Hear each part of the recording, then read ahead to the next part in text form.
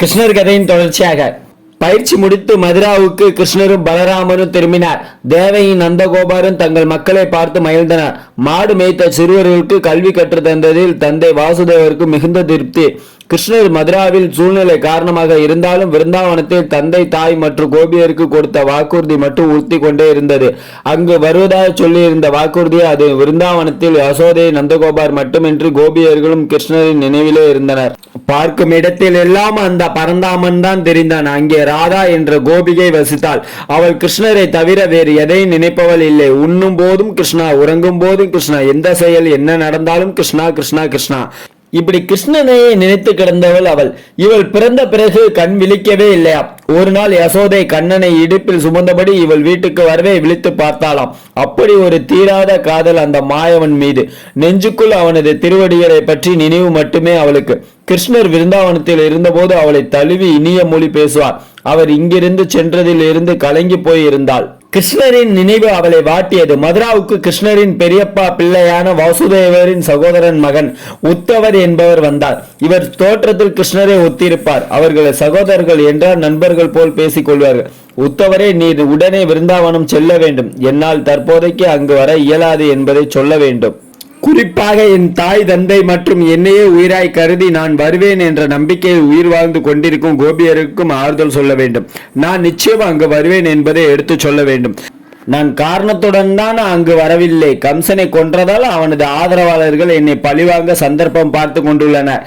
நான் மதுராவில் இருந்தால் இங்குதான் அவர்கள் வருவார்கள். விருந்தாவனம் சென்றால் பாவம், ஏதும் அறியா அப்பாவி ஜனங்களும் பசுக்களும் துன்பப்படுவார். அதற்காகவே நான் அங்கு வரவில்லை என்பதை எடுத்து சொல்லுங்கள் என்றார். உத்தவர் அதை ஏற்று ரதத்தில் புறப்பட்டார். அவர் விருந்தாவனத்தை அடைந்த நந்தகோபாரிடம் கிருஷ்ணர் சொன்னதை எடுத்து சொன்னார். பின்னர் கோபியரை சமாதானம் செய்ய அவர் சென்றார். ராதாவிடம் சென்று, தாயே, உன் கிருஷ்ணர் உன்னை மட்டுமல்ல இங்கிருக்கும் அனைத்து கோபியர்களையும் பார்க்க ஆவல் கொண்டுள்ளார். விரைவில் உங்களை காண வருவதாக சொல்லியுள்ளார். அந்த தகவலை அறிவித்து போகவே இவ்வூர் வந்தேன் என்றவர் மதுராவில் அவன் நிகழ்த்திய வீர செயல்களை எல்லாம் ஒன்று விடாமல் சொல்ல சொல்ல கோபியர்களின் தாபம் மேலும் அதிகமானது.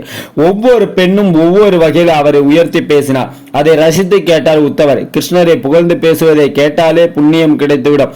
அதுபோலதான் உத்தவர் நிலையம் அமைந்தது. உத்தவர் பிரியா விடை பெற்று ஊர் திரும்பினார். கிருஷ்ணரிடம் கோபியர் நிலை பற்றி எடுத்து சொன்னார். இதன் பிறகு ஒரு நாள் தான் மதுராவிற்கு நுழைந்த அன்று தனக்கு சந்தனம் தடவி உபசரித்த கூனி பெண்ணான குப்ஜாவின் இல்லத்துக்கு கிளம்பினார். குப்ஜா கிருஷ்ணரை இன்ப முகத்துடன் வரவேற்றாள். அவரை ஆசனத்தில் அமர வைத்தாள். அவருக்கு சந்தனம் பூசினார். வாசனை திரவியங்களை தடவினார். இது அவளது தொழில். அவள் தான் வாழ்ந்த நாட்டின் மன்னனுக்கு சந்தன பூசும் தொழிலை செய்பவர். கிருஷ்ணரை அவள் ஒரு கட்டிலில் அமர வைத்தாள். ஒரு கிண்ணம் சந்தனத்தில் அவர் மேல் பூசினாள். என் அன்பவரே, என்னை ஏற்றுக்கொள்ளும் என்று கெஞ்சினாள். கிருஷ்ணர் சிரித்தார்.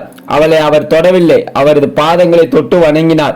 இச்சை உணர்வுடன் அந்த பாதங்களை எடுத்து சற்றே நாணத்துடன் தன் மார்பில் வைத்தாள். அவ்வளவுதான். அவளது இச்சை உணர்வுகள் மறைந்து இப்போது குப்ஜா புது மனுஷியாகிவிட்டாள். கிருஷ்ணரை மனதார துதித்தால் அவளது குணமே மாறி போயிருந்தது. குப்ஜாவிடம் விடை பெற்றார் கிருஷ்ணர். அவரை தன்னுடைய தங்கும்படி அவள் வற்புறுத்தினார். அது தன்னால் இயலாதென்ற கிருஷ்ணர் தன்னை மதுராபுரிக்கு கம்சன் உத்தரவின் பேரில் அழைத்து வந்த அக்ரூரரின் இல்லத்துக்கு புறப்பட்டார். அக்ரூரர் மிகச்சிறந்த ராஜதந்திரி, கிருஷ்ணரின் மகாபக்தர். அவர் கிருஷ்ணரை தகுந்த முறை வரவேற்று அவரது பாதத்தை கழுவி தீர்த்தத்தை தலையில் தெளித்து கொண்டார். அவரது பாதத்தை தன் மடியில் தூக்கி வைத்து வருடினார். கண்ணீர் மல்க அவரை பிரார்த்தித்தார். கம்சனை அவனது கொடிய நண்பர்களையும் கொன்றதற்காக நன்றி கூறினார்.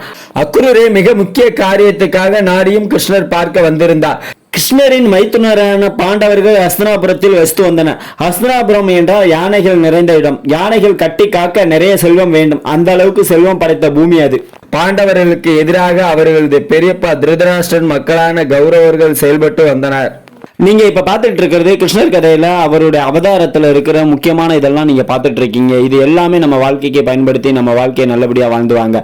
கிருஷ்ணரை பத்தி புகழ்ந்து பேசினா நமக்கு புண்ணியம் கிடைச்சிடும் அப்படின்னுங்கிறாங்க. நமக்கு புண்ணியம் கிடைக்கணும்னா கிருஷ்ணரை பத்தி நல்லா உயர்ந்து பேசணும். நம்ம கிருஷ்ணருடைய முக்கியமான இதெல்லாம் நம்ம பார்த்து முழுசா தெரிஞ்சுக்கிட்டு நம்ம வாழ்க்கையில பயன்படுத்தி வாழ்க்கையிலே புண்ணியத்தை சேர்த்துக்கிட்டே வாங்க. தேங்க்யூ ஃபார் வாட்சிங். கிருஷ்ணரை பத்தி இதுக்கு முன்னாடி உள்ள வீடியோவை பார்க்கணும்னா நீங்க DTGS ஜிகேந்திராஜ் யூடியூப் சேனல்ல போய் பாருங்க. உங்களுக்கு அற்புதமான வீடியோவா இருக்கும். ஒவ்வொன்றும் 1000 பிக்சர்ஸ்க்கு மிகாம நம்ம போட்டிருக்கோம். ஒவ்வொரு இதுவும் பார்க்க இன்ட்ரெஸ்டா இருக்கும். எல்லாமே அந்த படத்தோட ஒத்து போன கதையா தான் இருக்கும். நீங்க பார்க்கலாம். தேங்க்ஸ் ஃபார் வாட்சிங். டிடிஜிஎஸ்எல் ஜி கோவிந்தராஜ் ஐயப்பா யூடியூப் சேனல் பிடிச்சிருந்தா லைக் பண்ணுங்க, ஷேர் பண்ணுங்க, கமெண்ட் பண்ணுங்க. தேங்க்ஸ் ஃபார் வாட்சிங். தேங்க்ஸ்.